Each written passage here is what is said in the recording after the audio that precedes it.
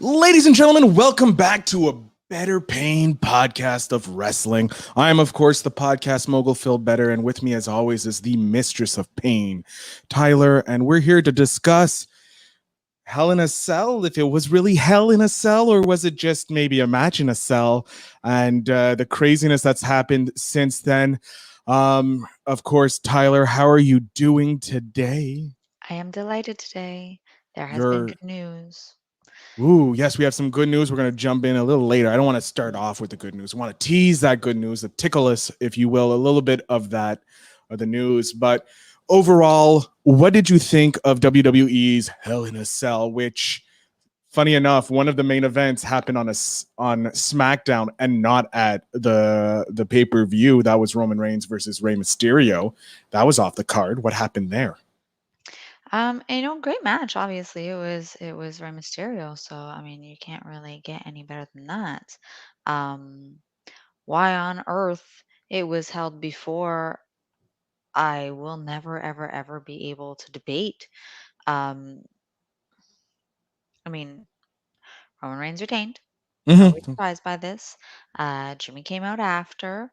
Maybe we're surprised by this.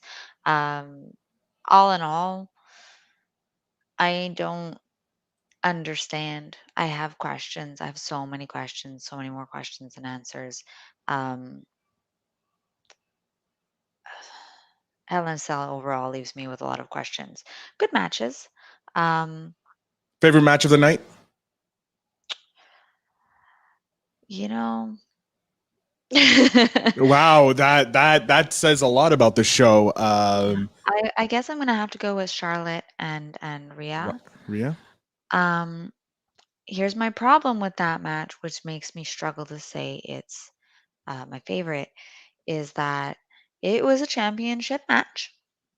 I like championship matches. Uh, Rhea technically lost but retained the belt regardless because of disqualification. I loved how she very, very casually just whacked Charlotte in the face with the top of the announce table. I love the way it was done. I love that she mocked and said, "What are you thinking?" Like, of course, I'm going to do exactly what you would have done to me. I loved all that. You know what I didn't love, Phil? What didn't you Mr. love? Better, you know what sucked? What sucked? It was in Hell in a Cell pay-per-view, and it was not in a cell. Yeah, a lot. Only two matches were in a cell. That was Bobby Lashley versus Drew McIntyre and Bianca Bianca and Belair Bailey. and Bailey, and those were the only two matches in Hell in a Cell. Whereas the rest were just regular matches. If you have a pay per view called Hell in a Cell, every match needs to be in a cell. Period. End of discussion. That's the point. You know, why Mhm. have a pay per view called Hell in a Cell if you're not going to have more cell matches? Yes, it's a gimmick, but the pay per view is a But gimmick. the whole gimmick is the whole gimmick. It's supposed to be.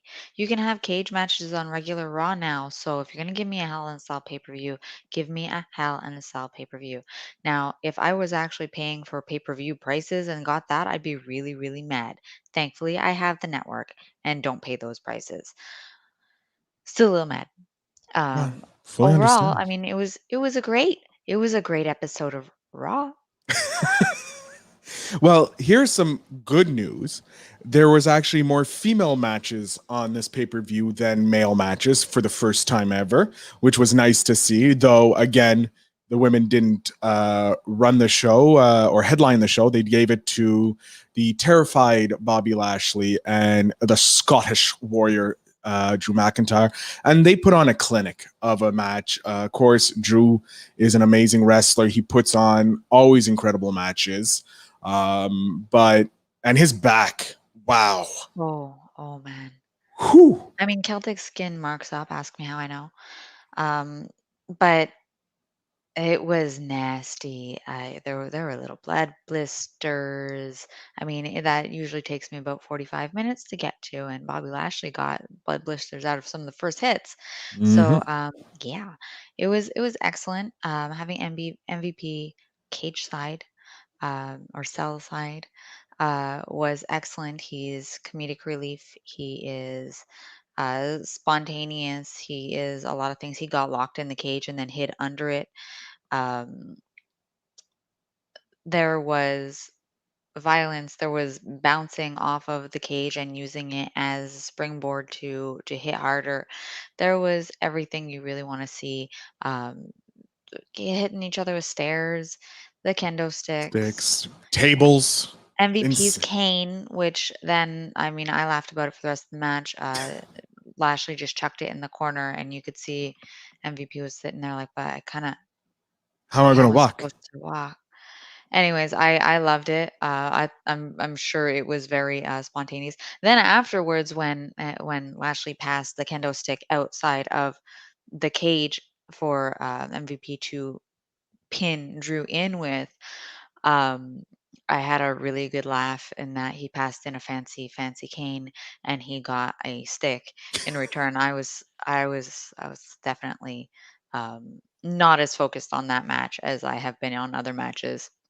Which Um, understandable. You had your favorite person, the terrified Bobby Lashley with his squinty eyes. and he looked just as terrified as always. I like the shots of him where he doesn't realize for one reason or another the cameras are on him. When he's fighting, he doesn't do it so much. When he's, back to posturing or looking outside or at any kind of distance, Oh, are we frozen the here? eyes, I don't know why he does that. He's trying to get his Mhm. eyes up wide as to see Yeah, I everything that's mean, going on. I suppose so. Like, it's, I mean, it's really, it stands out. It stands out. I've never seen anybody with white eyeballs like that. I imagine he invests in a lot of Visine. Um, Mine, never look that clear, and I can only imagine what they would look like if I smoked or something. So, I mean, good for him. He's Yeah. very healthy. And one of the big caveats to Bobby Lashley winning is Drew McIntyre is no longer allowed to challenge for the belt, which is interesting to see who's going to be the next challenger, who's going to step up to be the number one contender, and how they're going to do this. Luckily, it leads into Money in the Bank, and it's going to be interesting because they could always throw Drew McIntyre in there, and if So McIntyre wins, here's my two conspiracy theories. ooh, I love conspiracy theories. I was never a a theorist until I became a wrestling podcaster. For the record, so one, Drew McIntyre gave Bobby Lashley the finger during the match when he was pinned to the side of the ring, the cage. My theory is either he's about to get let go and he knows, and so it doesn't really matter that he's never going to be able to challenge Bobby Lashley again. And another theory that was brought to me, which is maybe more valid, I mean, we'll see with time. Um,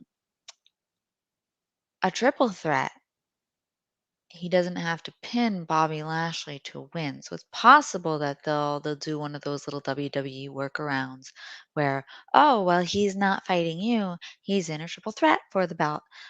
Which I'd actually kind of be curious about this one. I'm kind of looking forward to how they work it out, which is refreshing since I haven't been very looking forward to WWE lately. It's true. Then we have Charlotte winning by DQ over Rhea Ripley, sorry, which again, two amazing athletes putting on a clinic, if you will, Yeah. in the match. So I'm very no questions there. Flair, the pedigree she has, and the Nightmare, she's just amazing.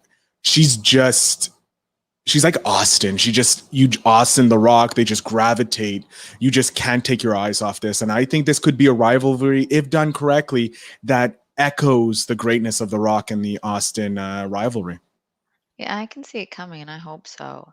And they're both in really fine form right now. Mhm. And for Rhea to even call out that I just did what you would do, it speaks to like Rhea having her number or thinking she does, because this is Charlotte Flair. Like she is just that good. Nobody has her number.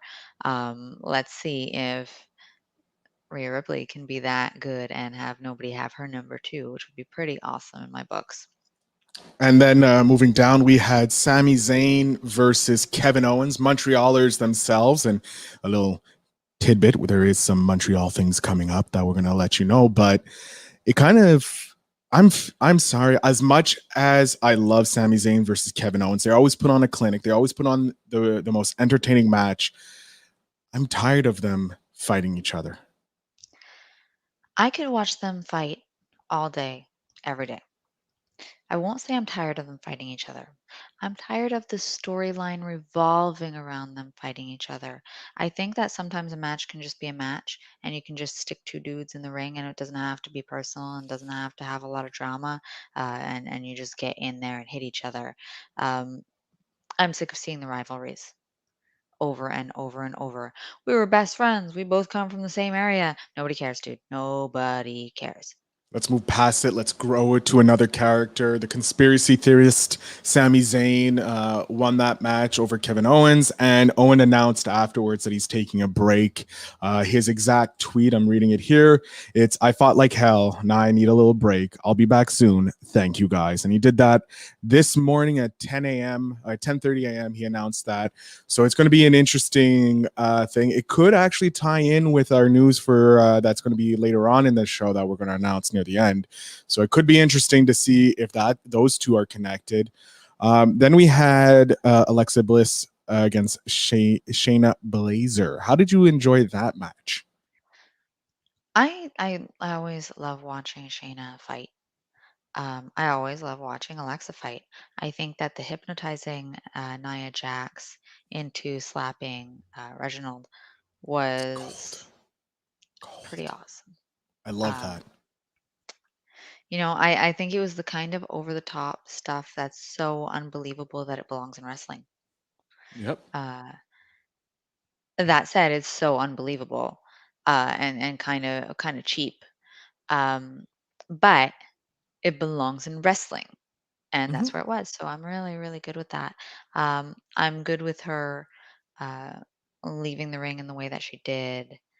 I love that the music is so weird and it is separated slightly from Bray Wyatt's, kind of the way Nikki Cross had music that was separated slightly from Sanity. Um, yeah, there was talk of the Fiend coming back last night, and I didn't see him.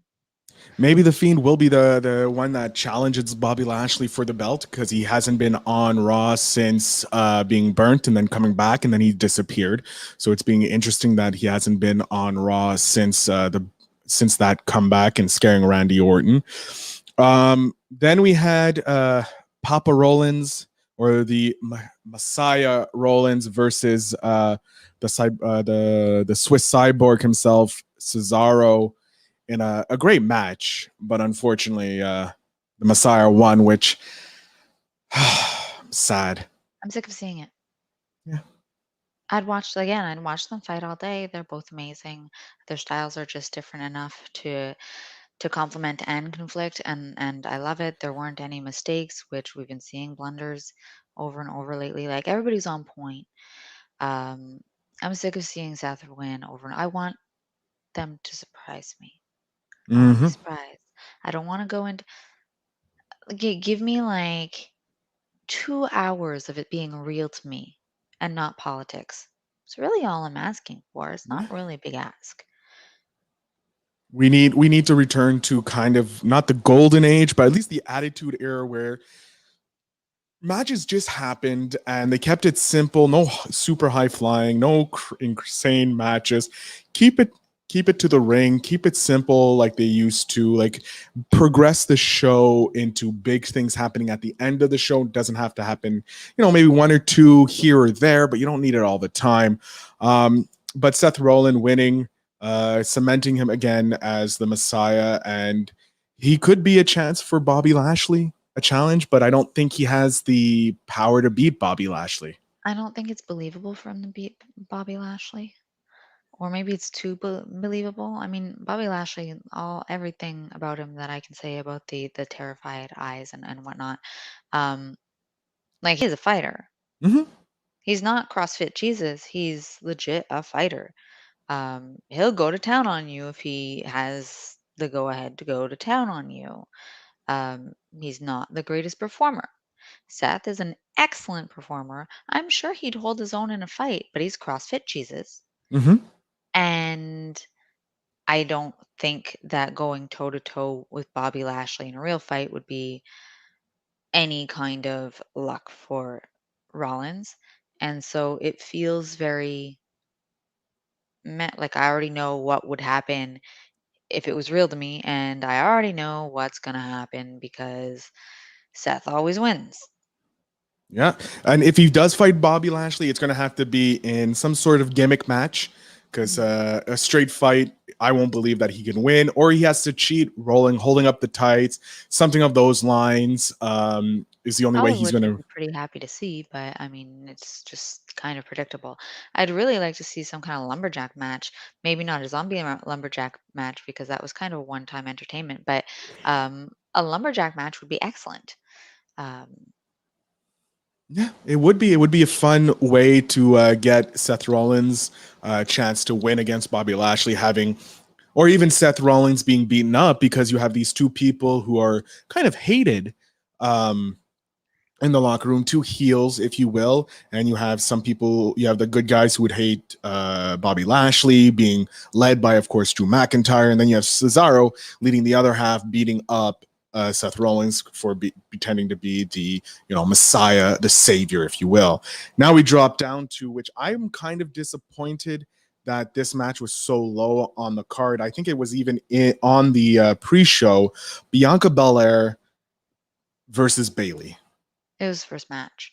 was the first Um, match. yeah, there was only one dark match, pre-show match. And that was Natalia versus Mandy Rose, which we'll Yeah. get to. But Bianca Belair, again, incredible performer. Still brand new to the Raw Mhm. title scene, the Raw Championship. So she is still a newbie in that, but she goes against a veteran Bailey In who her, prime. yeah. She And has Bailey her. has cage experience, Yeah, or cell experience, and Bianca does not. I thought it was a really good match. I thought Bianca used the ring and the cage effectively. I am so sick of women's matches where we grab the hair and we tie the hair. Get over it, it's hair. We all have it. Even I have it. given Highlight for me for that match, honest to God, it felt so natural. It felt so petty. It felt so kids getting caught doing something. Bailey was setting up kendo sticks at the side of the ring, and Michael Cole uh, mentioned that she had ineffectively tried the same thing on numerous occasions last year in Hell in a Cell. And Bailey turned around very cattily and said, "Shut up, Michael." And it was an instant reminder that, oh, there's not a billion fans deafening her. So she's hearing everything he's saying. She's been called out for doing a dumb thing that she tried to do and she's trying to do. And she's apparently obsessed with doing it. Now she's kind of embarrassed and she's going to try it anyways. Um, that was the highlight of that match for me.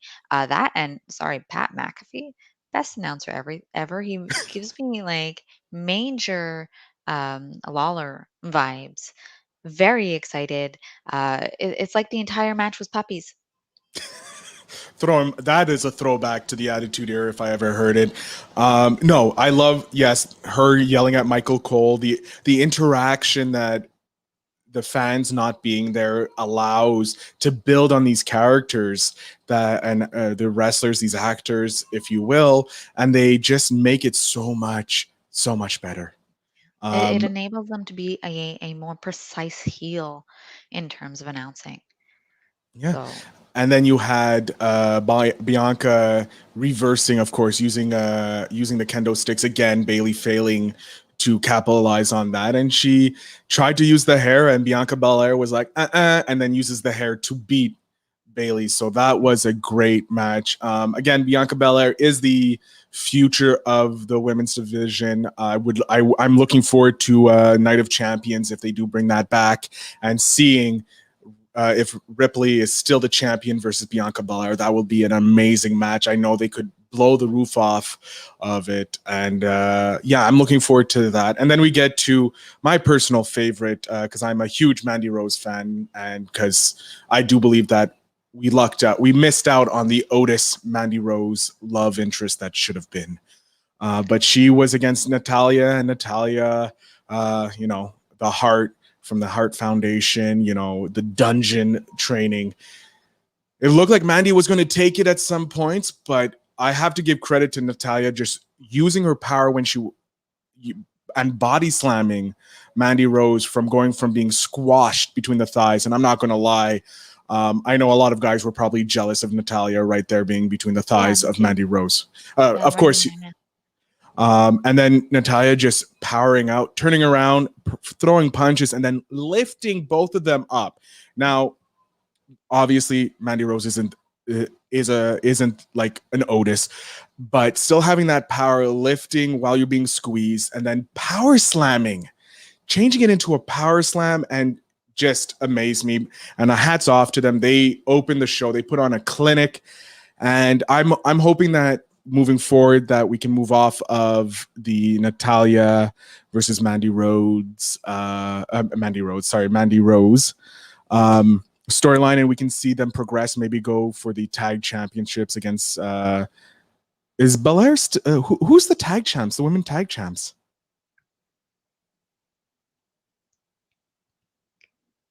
Exactly. Is Somebody it important, I feel. is it Mandy How bad is Rose? that? It's Wait, hold on. Woman. My Of course my computer's not working properly. I closed my windows.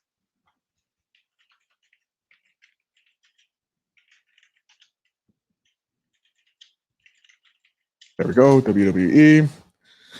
Sorry, we should have had this all up beforehand. I don't care about the cookies. I don't care about SummerSlam. I have some news about SummerSlam that I want to ask you about what you think.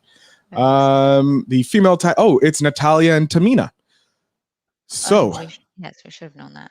yes, hopefully we can see them move on and fight another female tag team, or they can come up with another female tag team. But Although I would yeah, like to see Tamina hold on to gold just a little longer since she's been a little bit shy of it during her career. yeah. Um, Yeah, it's going to be interesting moving forward.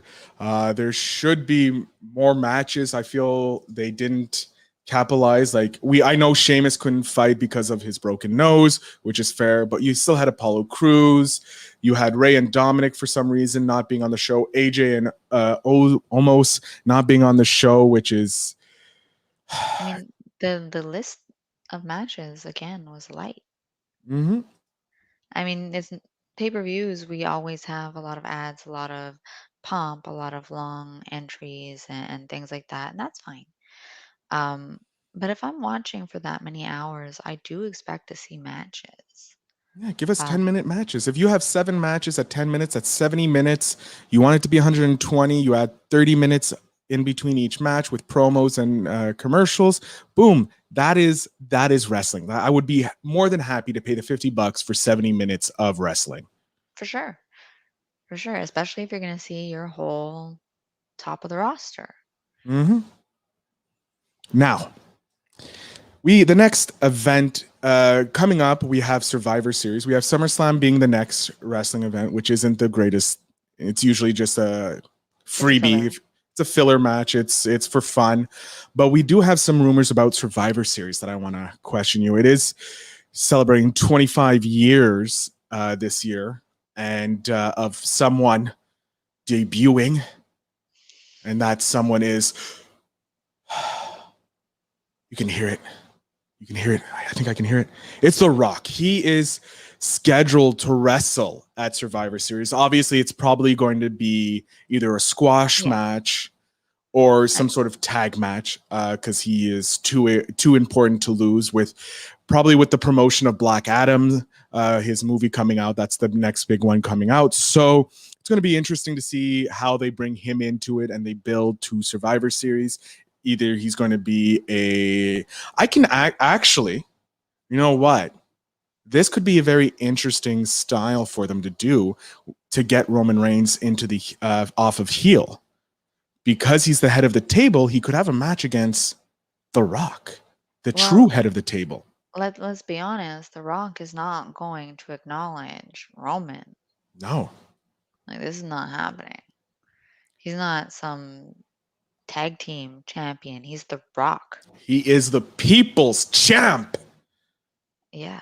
It could be. I would love to see a Roman Reigns Rock fight. Now, unfortunately, the Rock is not in wrestling shape. It's been a few years since he has a lot of ring rust, but it could be But he's if in amazing shape. well, yeah, he's in amazing shape, ring shape, maybe It's a lot of not, cardio. but it's a lot of cardio and his muscles are muscles. But it could be interesting to see maybe a tag match with the Usos versus Roman Reigns and that, or maybe, 3-on-1 handicap. Who knows?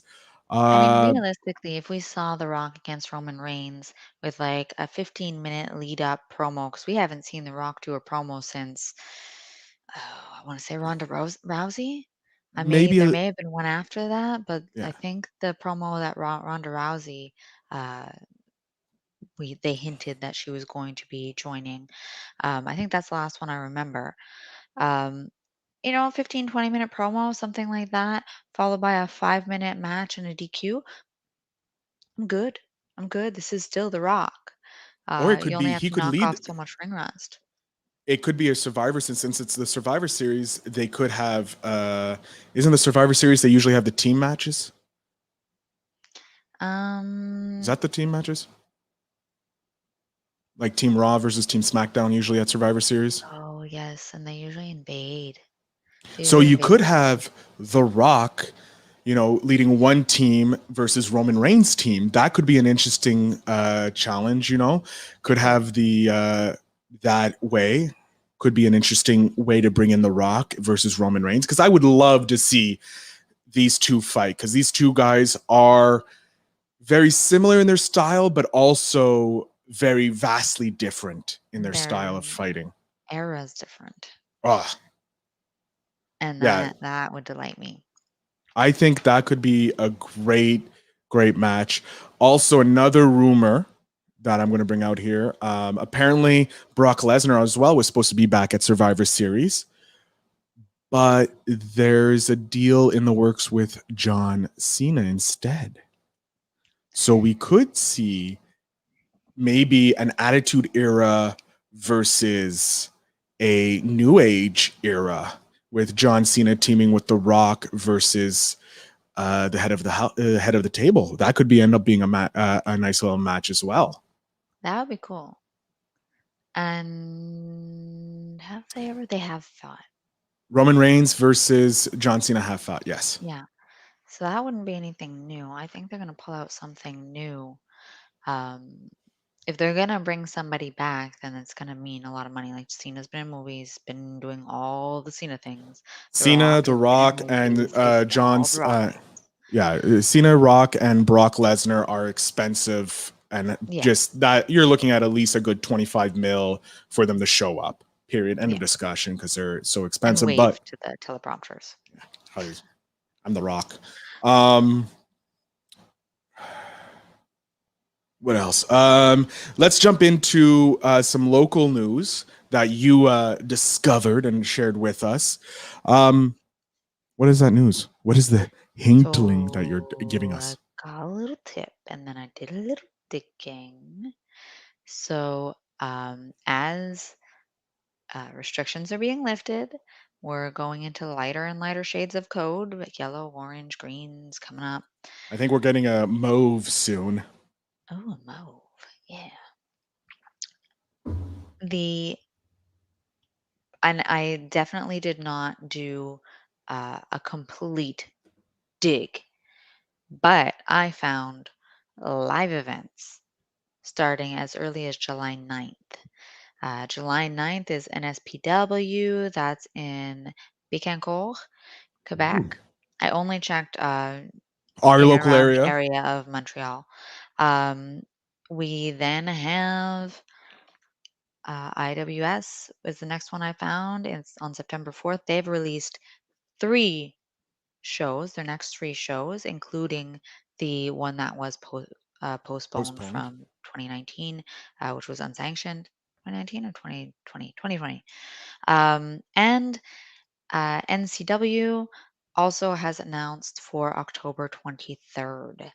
So, Local wrestling's coming back, ladies and gentlemen. I know maybe in the States you guys had your local wrestling if you're watching this and listening to this, but up here in Canada, we're more we've been our very denied. we've been denied and we had to live off of the pro wrestling scene. So I'm looking forward to going to IWS's unsanctioned with the Mistress and just enjoying the hell out of it and meeting some of those wrestlers and yelling and being my first non pro wrestling event, an indie event. It will be my first time, and hopefully we'll be able to get some of the people on and some of the wrestlers to talk about it and interview them with the upcoming matches and share that. So look forward to that.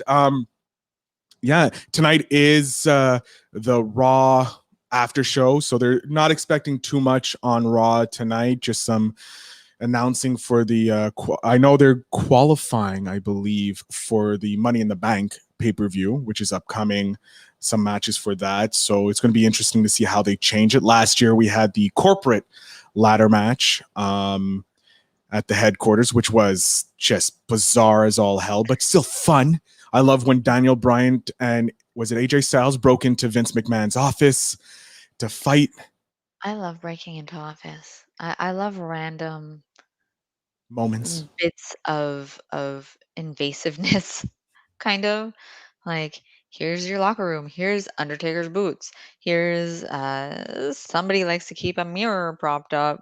Like it's random little tidbits that you spot in these matches when they start going through offices and locker rooms and dressing rooms, things like that. And you can like a match came across Farouk eating a bunch of hot dogs one time, and like I remember to this day, it was excellent, and that's when he was called Farouk.